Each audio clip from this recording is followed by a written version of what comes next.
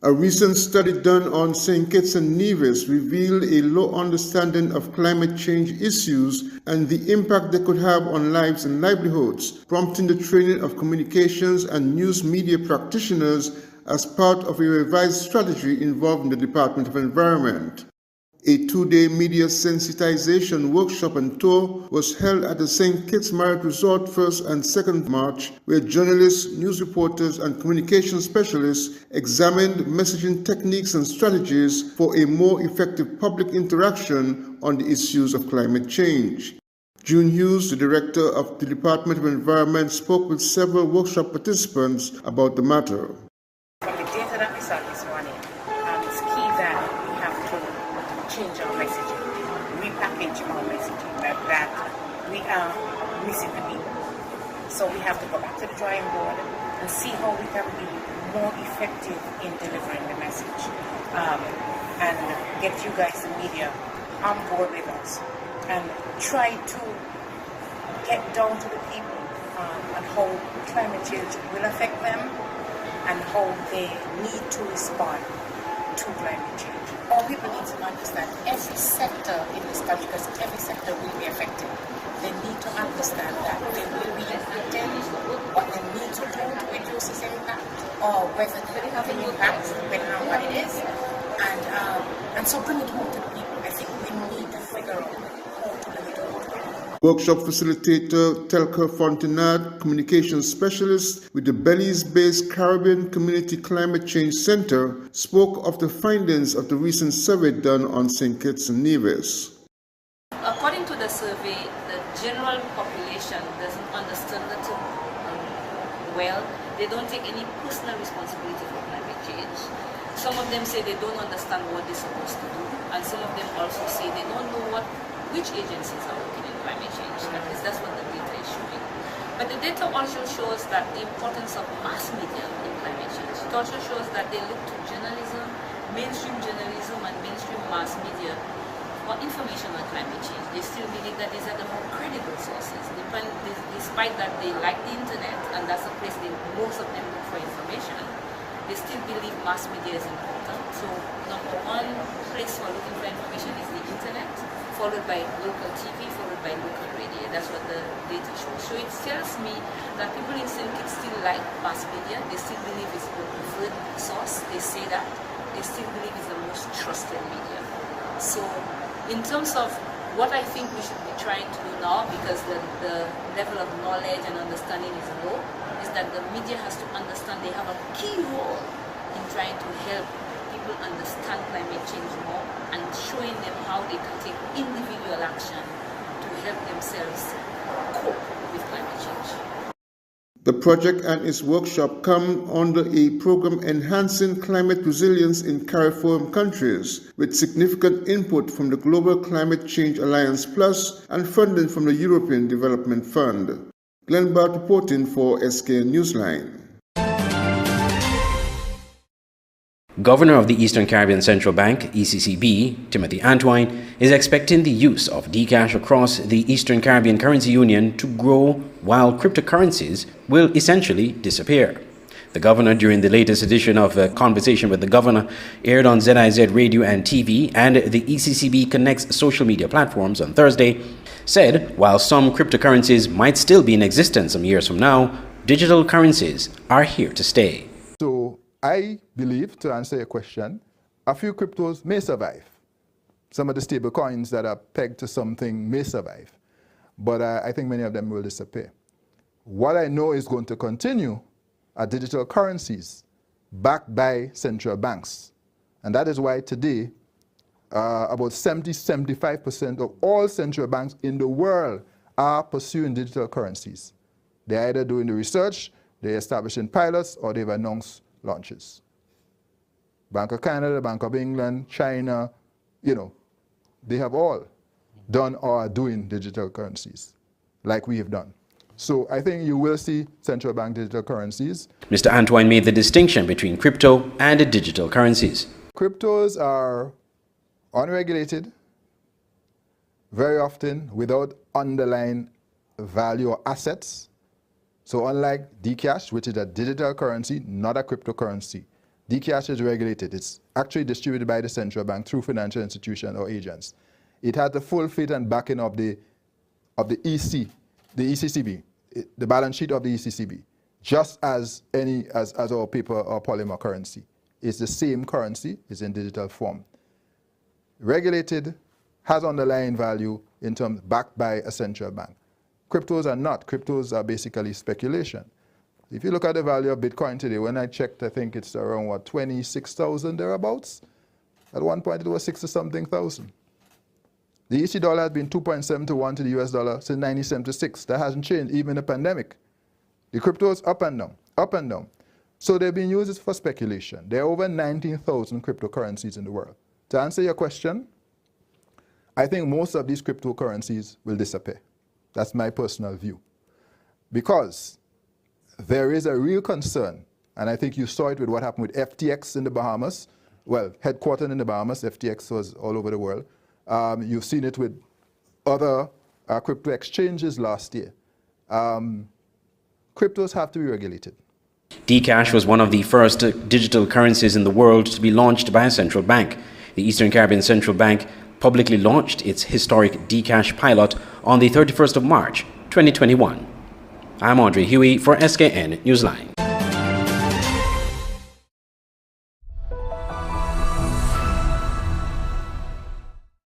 Hi, Tashawn Wilkin, the first assistant director here at MSR Media and a proud native of St. Kitts and Nevis.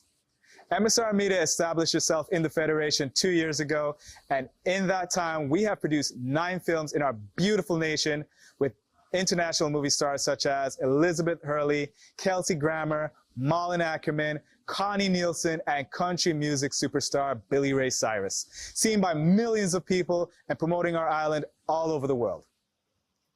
MSR has recently purchased the OTI Hotel, now called the MSR Hotel, which will be our new headquarters and creative hub in the Federation.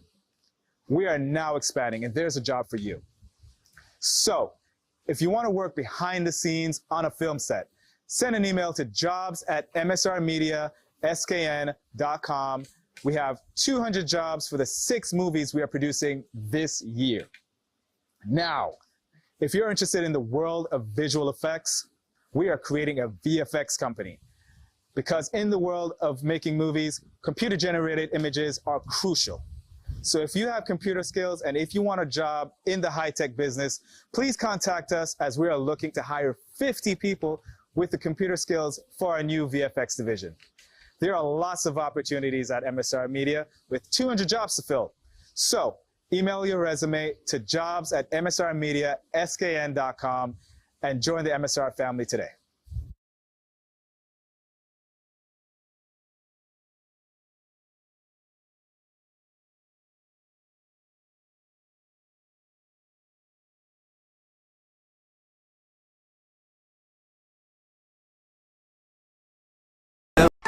Living in the Caribbean is like paradise until you try to sell or buy an item online. If only there was an online marketplace that caters to your region. Well, now there is. On Buy Sell SKN, you can easily buy or sell used and new items, browse for services, and it's completely free.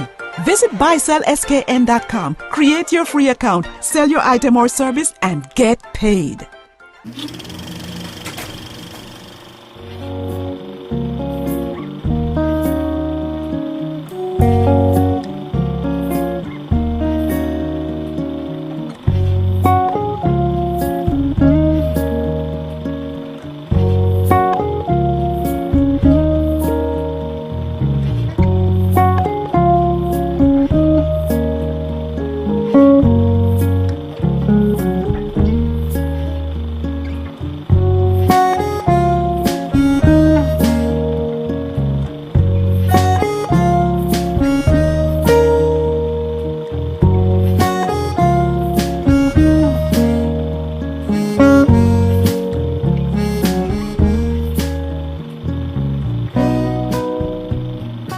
The SKN Newsline website now offers you more news. Log on to www.sknnewsline.com for local, regional, and international news. You can also watch the latest newscast and keep abreast with news in sports, all from sknnewsline.com. That's www.sknnewsline.com. News at your fingertips. It is imperative that training and education for the Nevis tourism-oriented economy be enhanced to meet changing requirements for high-end tourism in particular, according to Mark Brantley, Premier of Nevis. In his February press conference, Premier Brantley addressed the SKN Newsline query about the sustainability of Nevis's high-end tourism branding if education systems and training are not in sync with the needs of the evolving industry. Brantley commented on training and education for Nevis's tourism. I was told that even some of the tourism training that is being offered in the region is still largely theoretical and not fit for purpose. I think the region now, and I think this is where institutions such as the University of the Virgin Islands, University of the West Indies, they need tailor-made training for our people. So when our people leave with that degree, they could go into a Four Seasons or a Park Hyatt and fit in right away in the middle and upper echelons of those organizations. Because I will tell you, a lot of the people who have even ascended in terms of from Nevis who have gone elsewhere, take with the Four Seasons, in large measure they've been trained in-house. We as governments need to also, if we see this as a significant part, because even as I talk about diversification, we have to be realistic that tourism will and must continue to play a critical role in our economy. So it's not like we're abandoning tourism.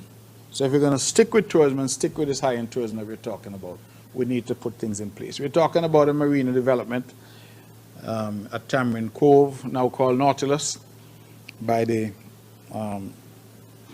Seabridge.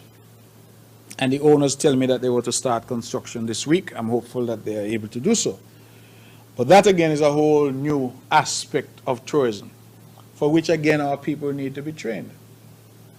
Cleaning boats, servicing boats, providing all that the boats require. All these are new skills. And so we have to be careful that we don't build industries here that really are only providing jobs for people who are coming in from outside. Brantley, who is also the Minister of Tourism on Nevis, believes advanced certification and exposure to technical and managerial programs will be of value for Nevis and its high-end tourism branding. Glenn Barth reporting for SK Newsline. In an effort to help sustain farmers' livelihood and improve their access to essential feed supply and agricultural inputs, the Department of Agriculture is embarking on a storage shed expansion project in Lagreet, St. Kitts. In a brief interview with Media and Communication in the Ministry of Agriculture, Fisheries, Marine Resources and Cooperatives, Janelle Kelly, Acting Director at the Department of Agriculture, provided an update on the ongoing expansion project and explained how the availability of feed was affected. We would have recognized that feed has become an issue in terms of the frequency and the consistency, and what we would have learned is that the storage would have been short. So what we have undertaken to do, where the feed is currently stored here at the department at Shed 1, we're going to be expanding the storage facility. So normally where we have the feed located, it's going to go right up to the back, and we anticipate and estimate that that could cater for another 1.5 to approximately 2 containers of feed. This will greatly help as it relates to shortages of feed that are experienced at some points in time, and we'll be able to assist our farmers in getting the necessary inputs they need to service their animals, to feed them, get them the appropriate nutrition that they need. Now with this expansion, we're also going to be doing some repair work to the roof area that services this particular area where the feed is stored. So you would notice we would have replaced some of the galvanized to ensure that the feed does not get wet. And also we're going to readjust the system. So in terms of where you access to get to the officers, to get inputs, that is chemicals and seeds, that will still be in place, but we've just rearranged now to accommodate for this expansion. stay tuned. We have plans for the future for more storage for our feed and for our other inputs here at the Department of Agriculture. Acting Director Kelly explained that an additional 2 containers worth of feed would also help the government of St. Kitts and Nevis to resolve the shortage of animal feed, agricultural inputs, and chemical that had been affecting farmers in recent times. Andre Huey, SKN Newsline.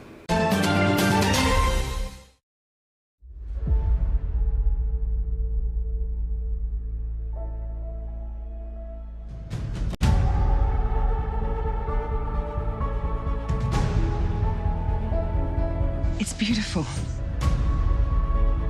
He took one look at you and the angels started singing. Another wonderful day.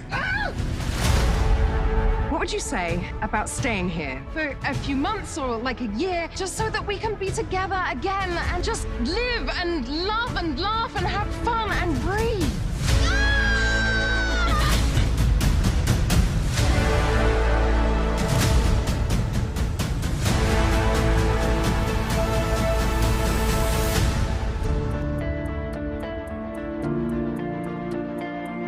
Why are you hiding out on a little Caribbean island, singing in a beach bar? When I came here, I was at peace, and I never left. This is the beating heart of Nevis. This is what grounds me, what feeds my soul. It's where I found myself. I hope your life here will be full of joy. Love this island, my son. She will give you more than you can imagine.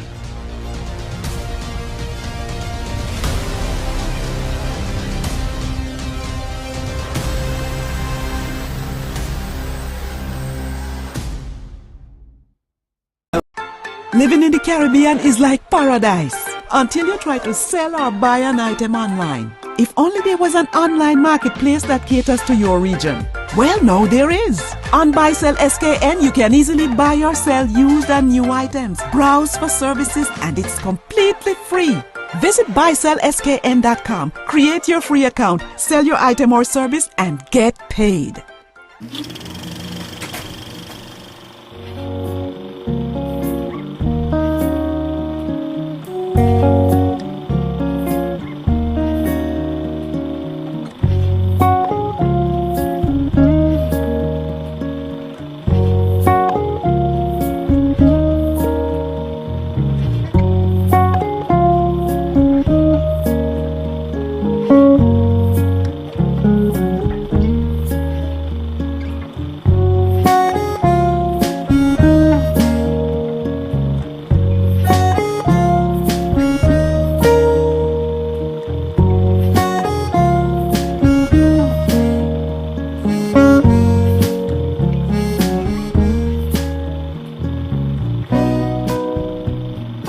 If you're looking for a place to host that special event, conference, meeting, social event, party, whatever the occasion, your best option is the Millhouse Convention Center in Palmetto Point, St. Kitts. Located on the picturesque Garvey's Estate, the Millhouse Guest House Convention Center has enough space for outdoor events overlooking the Caribbean Sea. If you're looking indoors, the center is equipped with amenities needed to make your event a success. And by combining both spaces, you're sure to have a memorable event, no matter the occasion. Call the offices at Millhouse Guest House and Convention Center to book your next event on simply the most beautiful place in St. Kitts. Call 668-1392. Millhouse Convention Center at Garvey's Estate, Palmetto Point, St. Kitts. Making your event memorable.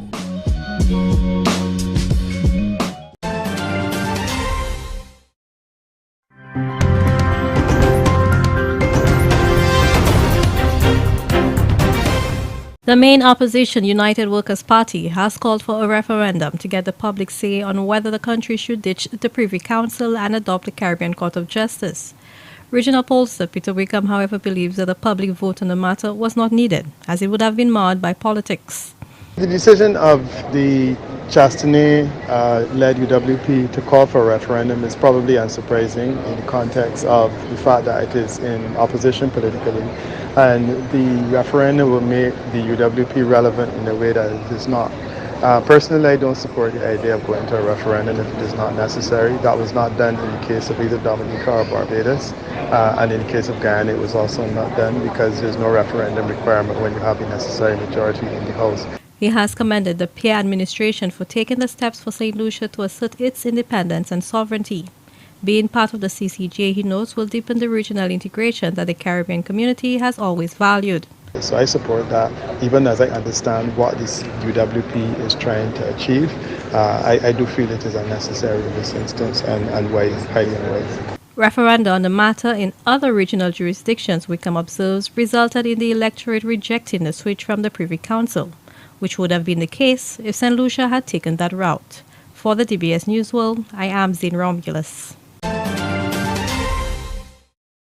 Father lied to me. He told me that we're going to Disneyland, and he bring me here in Syria. 16-year-old Majid, a Trinidad and Tobago national who is currently in Syria, sharing his story through Human Rights Watch. He spoke of the horrors of being detained and how he was duped into going to Syria. Since 2019, the Trinidad and Tobago nationals in Syria have been attempting to return. Although some have returned, over 90, including 56 children under the age of 15, are still detained. They are being treated as ISIS militants in the northeastern region of Syria. Today, Human Rights Watch laid their report on the state of the prisoners and the lack of action taken by the Trinidad and Tobago government to repatriate them. Rahima Khan says it has been 4 years since her sister and her children have been detained.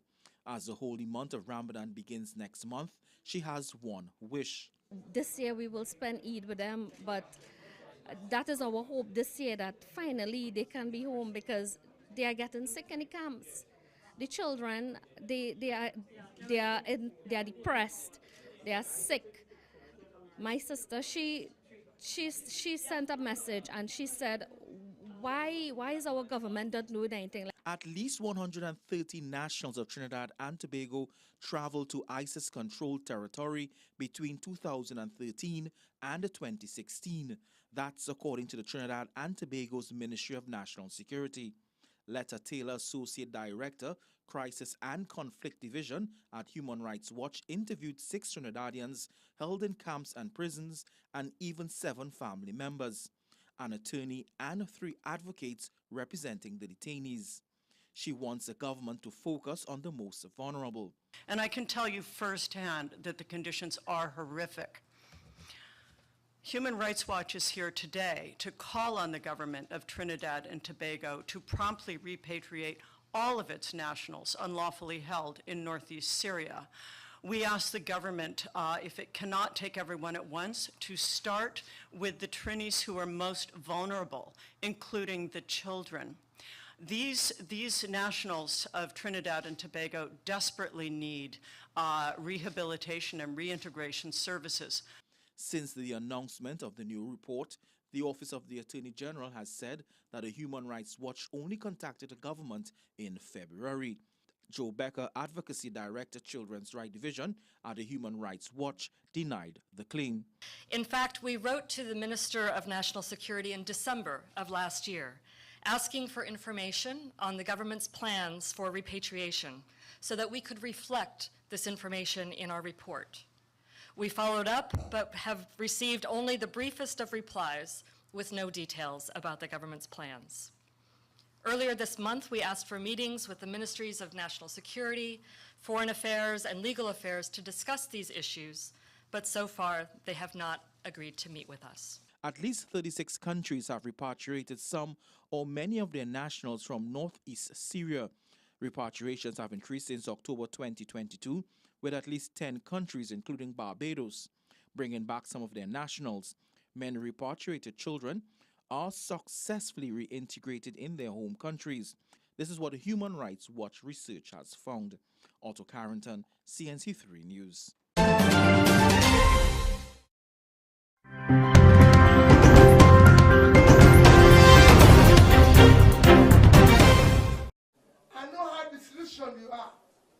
Nigeria's opposition leader Peter Obi tells his supporters not to lose hope.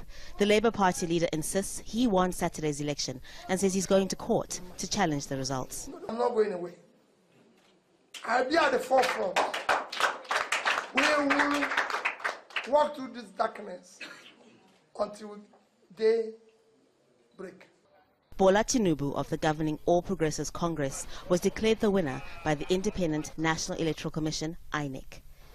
For now, the streets of the capital Abuja and many other parts of the country are calm as people wait for the court process to play out. Legal challenges have been launched before against the results of presidential elections in Nigeria, but none were successful. Many people are watching to see how independent the judiciary will be and what proof opposition parties say they have. Some people did not vote because of technical problems and a new biometric anti-fraud voter accreditation system.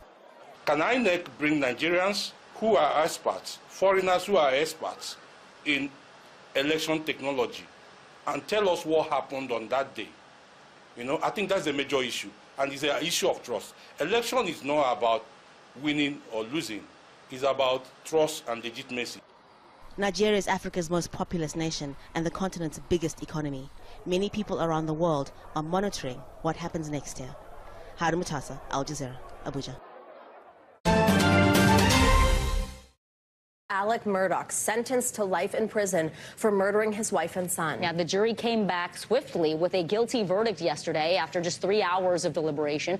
Here are some of the key moments from inside the courtroom during today's sentencing. A man who placed himself above all others, including his family. A man who violated the trust of so many, but most of all, Maggie and Paul. I'm innocent. I would never hurt my wife, Maggie. And I would never hurt my son, Paul. In the murder of your wife, Maggie Murdaugh, I sentence you for a term of the rest of your natural life. For the murder of Paul Murdaugh, whom you probably love so much, I sentence you to prison for murdering him for the rest of your natural life.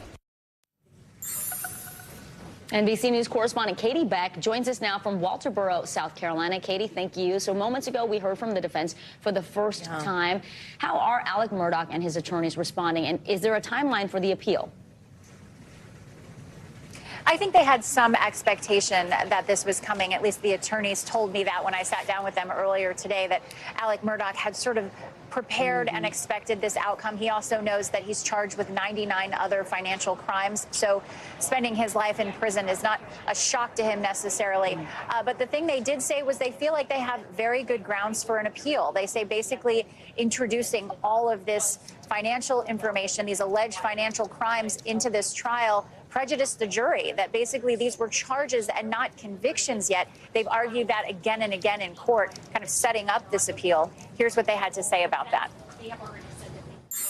You don't have to believe us on our motive theory, but by then they had cast Alec as a despicable human being, and that was the reason they offered it in the first place. And we think the appellate courts will take a strong look at that. We feel like that is a very solid ground for an appeal, and we're going to pursue that. Looking back at the last... And the judge said to him about... Yeah, the judge time and time again ruling on the side of the prosecution with those objections, but certainly noted in the court record that the defense did not want that information involved in this trial. Yeah, and Katie, we heard really more from the judge today than at any point in the trial, and he did not mince words. I mean, we really got a look at his take on this whole thing. Tell us about the sentencing earlier today and what we heard from the judge. Yeah, it was powerful and emotional, and he spoke to Alec Murdaugh in a really genuine human way. In fact, he almost invited him to confess or invited him to explain why he'd done this. He said, in my 30-plus years on the bench, I've actually never had a defendant explain to me why they committed this heinous act. I'd love to know what was going through your mind on that day, what led you to this decision. Alec Murdaugh, as you heard in that sound, saying that he is innocent, that he would never hurt his wife and son. But the judge simply said, that's not believable. It's not believable to me, and it wasn't believable to a jury of your peers who found beyond a reasonable doubt that your story didn't hold up. It wasn't credible. Here's some of what the judge said from the bench. The question is, when will it end? When will it end?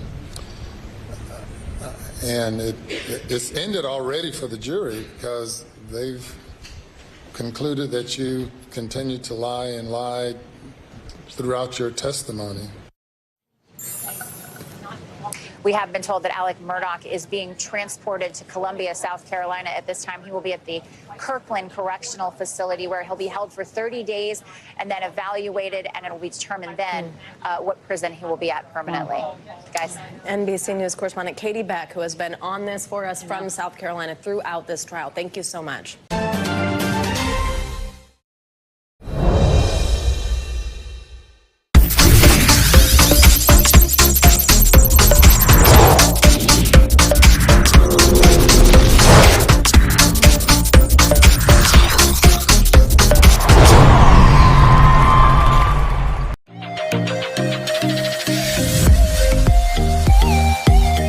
Newton Ground Ballers FC are improving their fortunes in Division 1 football with baby steps after coming from behind to draw 3-3 with Rivers of Living Water on Thursday at the Verjas playing field.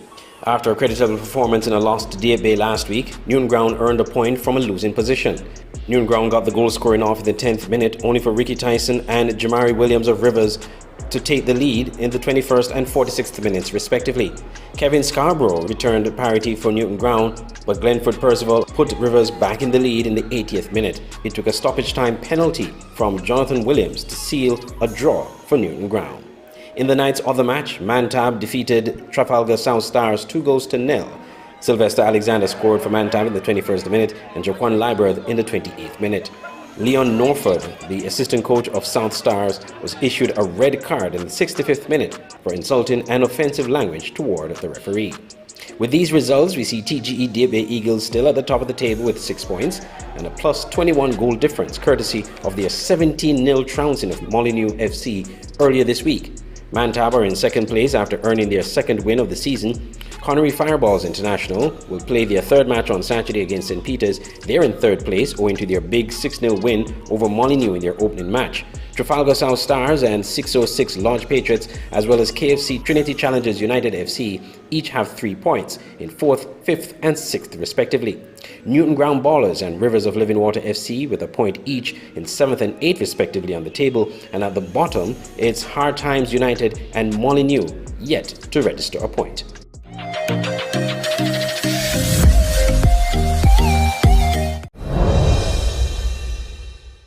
Team St. Kitts Nevis captured podium spots at the just concluded Eastern Caribbean Volleyball Association ECVA Beach Volleyball Championships.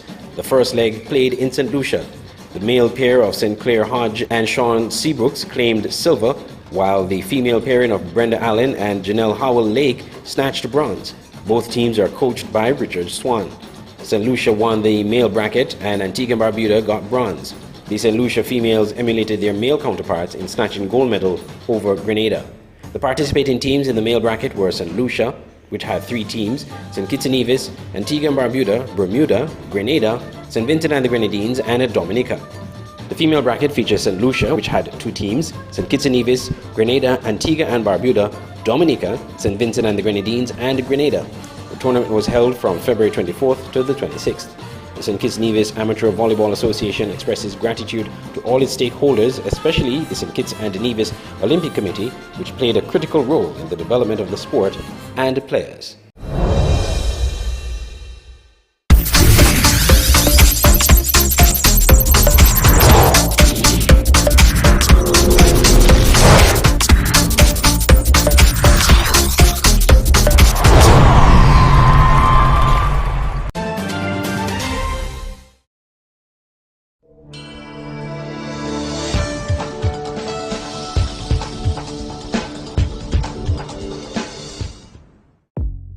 Welcome to the SKN Newsline Weather Report. I am Janil Boole. Here is a look at the forecast for St. Kitts and Nevis.